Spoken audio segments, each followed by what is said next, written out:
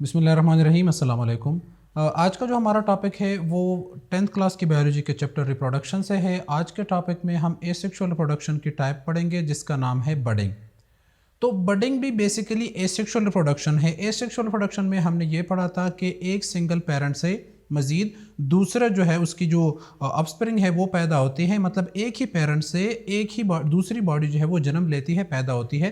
तो इस तरह की रिप्रोडक्शन को हम एसेक्सुअल रिप्रोडक्शन कहते हैं जिसमें गेमीट्स इन्वॉल्व नहीं होते। ठीक है, तो अब हमारे पास आता है बडिंग। बडिंग बेसिकली क्या चीज़ है? बडिंग जो है वो हमारे पास एक जो पेरेंट बॉडी होती है, पेरेंट बॉडी, तो उससे क्या होता है कि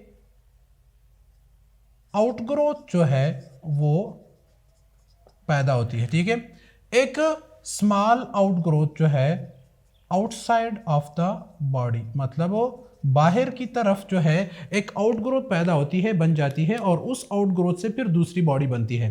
ठीक है, तो इस तरह के रिप्रोडक्शन को हम क्या कहेंगे? बडिंग कहेंगे। ठीक है, एक बड बन जाता है, एक ही बॉडी के ऊपर अटैच होता है पहले, और फिर उससे जो है वो जुदा हो जाता है, अलहदा हो जाता है, सेपरेट हो जाता है। ठीक है, तो हम कहते हैं कि पेरेंट बॉडी से एक छोटी सी आउटग्रोथ जो है वो निकलती है बाहर की तरफ, और उससे फिर मजीद जो है वो दूसरी बॉडी बनती है। उस तरह की रिप्रोडक्शन को हम क्या कहेंगे? बडिंग कहेंगे। एसेक्सुअल रिप्रोडक्शन है लेकिन इसको हम क्या कहेंगे? बडिंग कहेंगे। अब ये होता किस चीज़ में है? अब आते हैं, मतलब बुक की तरफ आते हैं, तो बुक में क्या लिखा हुआ है? ये हमारे पास जो है वो फंजाई में होता है। ठीक है, मतलब और भी सारी चीज़ों में होती है, मैं आप लोगों को अभी बता देता हूँ डिटेल में, लेकिन ये ज़्यादातर फंजाई में, और फंजाई की कौन सी टाइप जो है वो यीस्ट जो है उसमें होती है। ठीक है, यीस्ट हमारे पास क्या चीज़ है जो आटे में भी डाला जाता है? वो चीज़ जो है, ये यीस्ट बेसिकली फंजाई की वो टाइप है जो कि यूनिसेलुलर है। ठीक है, बाकी फंजाई जो है उसमें जितने भी ऑर्गेनिज्म है वो सारे मल्टी सेलुलर है, लेकिन ये फंजाई की वो टाइप है जो कि हमारे पास क्या है? यूनिसेलुलर है। ठीक है, तो इसमें क्या होता है कि एक सिंगल पेरेंट बॉडी होती है। ये देखिए, ये पेरेंट बॉडी है, और पेरेंट की बॉडी के अंदर उसका जेनेटिक मटेरियल पड़ा हुआ है। ठीक है, न्यूक्लियस के अंदर। अब क्या होता है कि अगर हम इसको आगे लेके जाए ये, ठीक है, तो इसके जो बॉडी के ऊपर क्या हो जाता है? एक आउटग्रोथ जो है वो बन जाता है। ठीक है, एक आउटग्रोथ बन गया। ठीक है, अब ये आउटग्रोथ जो है ये क्या होता है कि इसका जो जेनेटिक मटेरियल है या न्यूक्लियस है ये क्या करेगा? माइटोसिस करेगा, डिवाइड हो जाएगा, और माइटोसिस करने के बाद ये क्या करेगा? ये इधर आ जाएगा। ठीक है, मतलब ये नंबर में डबल हो जाएंगे, और फिर क्या करेगा? इधर मूव करेगा। तो ये हमारे पास दो न्यूक्लियस बन गए। ठीक है, और इसके साथ भी काफ़ी सारा एरिया आ गया इसका। ठीक है, तो ये क्या करेगा? नेक्स्ट स्टेप में ये दोनों अलहदा हो जाएंगे। ठीक है, ये बड इसके साथ क्या हो गया? ये इससे सेपरेट हो गया, और इसके अंदर भी अपना न्यूक्लियस है और इसके अंदर भी न्यूक्लियस है। तो ये पेरेंट बॉडी से दूसरी बॉडी बनी एसेक्सुअली, और ये जो दूसरी बॉडी बनी है ये बड के थ्रू बनी है, थ्रू बडिंग बनी है। इस वजह से इस तरह की रिप्रोडक्शन को हम क्या कहेंगे? बडिंग कहेंगे।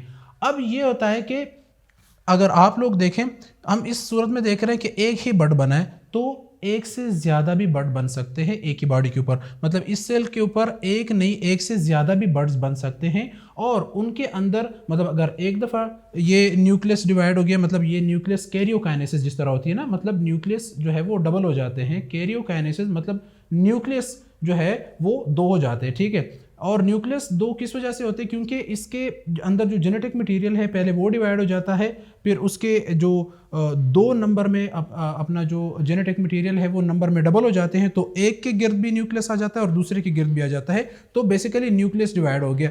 और इस न्यूक्लियस की डिवीजन को हम कैरियोकाइनेसिस कहते हैं। तो कैरियोकाइनेसिस अगर एक दफ़ा होती है तो ये एक इधर आ गया, अगर इसके ऊपर दो बनी है तो ये दो दफ़ा करेगा, फिर दूसरा इधर आएगा, तीन बन गए तो फिर तीसरा भी बनेगा और वो फिर इधर आएगा। ठीक है, और फिर ये तीनों के तीनों डिटैच हो जाएंगे, या दो है तो वो भी डिटैच हो जाएंगे, मतलब सेपरेट हो जाएंगे, अगर एक है तो वो भी सेपरेट हो जाएगा, और एक नया जो है हमारे पास क्या बनेगा? फंगस बनेगा, या इसको हम क्या कहते हैं? यीस्ट कहते हैं।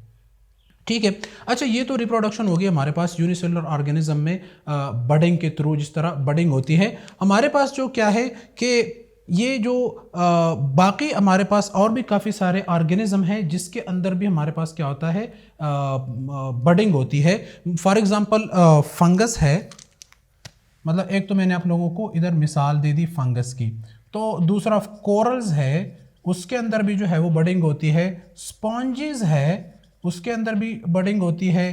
हाइड्रा है, उसके अंदर भी क्या होती है, बडिंग होती है। ठीक है, तो बेसिकली फंगस का तो मैंने आप लोगों को बता दिया। कोरल जो है वो जिस तरह के समंदर की तह में वो पहाड़ टाइप होते हैं और सख्त पत्थर टाइप होते हैं, उनको हम कोरल्स कहते हैं या कोरल रीफ्स कहते हैं उसको।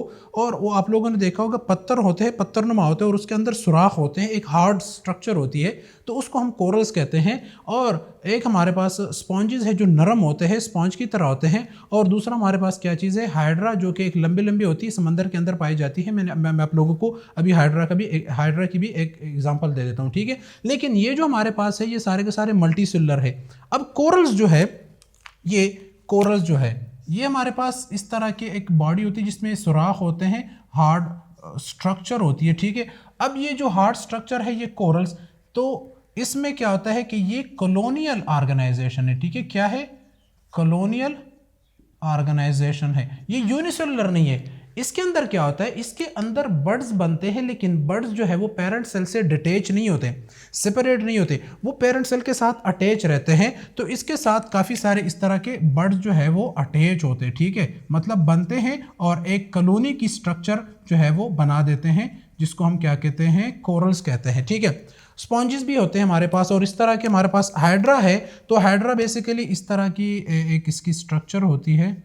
ठीक है, ठीक है, अब इसकी जो स्ट्रक्चर है इसके ऊपर हमारे पास ये देखें। ठीक है, ये हाइड्रा की स्ट्रक्चर है। तो बेसिकली जो पेरेंट हाइड्रा है इसके ऊपर क्या होता है कि इसके ऊपर एक छोटा सा इस तरह क्या बन जाता है,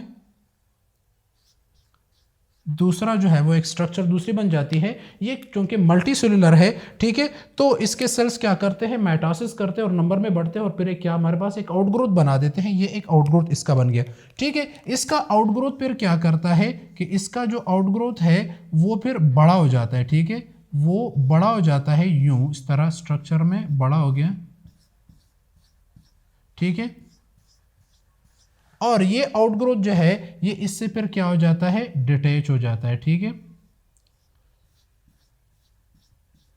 ठीक है, तो ये एक नई बॉडी इसने बना दी है। देखें, तो बेसिकली हाइड्रा के अंदर भी हमारे पास क्या होती है, बडिंग होती है, लेकिन इसकी बडिंग थोड़ी डिफरेंट है क्योंकि ये मल्टी सेलुलर है। तो इसके ऊपर एक आउटग्रोथ, एक पूरे का पूरा स्ट्रक्चर बन जाता है। जब वो मैच्योर हो जाता है तो वो अपने पेरेंट सेल से जो है वो पेरेंट बॉडी से जो है वो डिटैच हो जाता है। ठीक है, तो ये है बेसिकली हमारे पास क्या चीज़, बडिंग। ठीक है, बडिंग में क्या होता है कि एक ही बॉडी के ऊपर एक बड बन जाता है। वो बड जब मैच्योर हो जाता है तो अपने पेरेंट सेल से अलहदा हो जाता है, डिटैच हो जाता है। और हाँ, इधर बात आप लोग याद रखें कि अगर हम कोरल रीफ्स की बात करते हैं तो वो चूंकि कॉलोनियल ऑर्गेनाइजेशन बनाता है, काफ़ी सारे सेल्स इकट्ठे होकर एक साथ रहते हैं, एक कॉलोनी बनाते हैं, तो उस तरह उसमें भी बडिंग होती है, लेकिन ये बड जो है वो पेरेंट से जुदा नहीं होता, सेपरेट नहीं होता। ठीक है, तो आप लोग ये बात लाजमी याद रखें। अगर फंजाई की बात करें, इसकी बात करें, तो इसमें जो है वो बड जुदा हो जाता है पेरेंट सेल से। इसमें अगर हाइड्रा की बात करें तो हाइड्रा में भी जो है वो बड जो है वो अलहदा हो जाता है, ठीक है, पेरेंट सेल से। लेकिन अगर हम कोरल रीफ्स की बात करें तो बर्ड जो है वो पेरेंट सेल्स के साथ जुड़े हुए रहते हैं और एक कॉलोनियल ऑर्गेनाइजेशन बनाते हैं। ये था आज का हमारा टॉपिक। आज का टॉपिक यहीं पर ख़त्म होता है। थैंक यू, अल्लाह हाफिज़।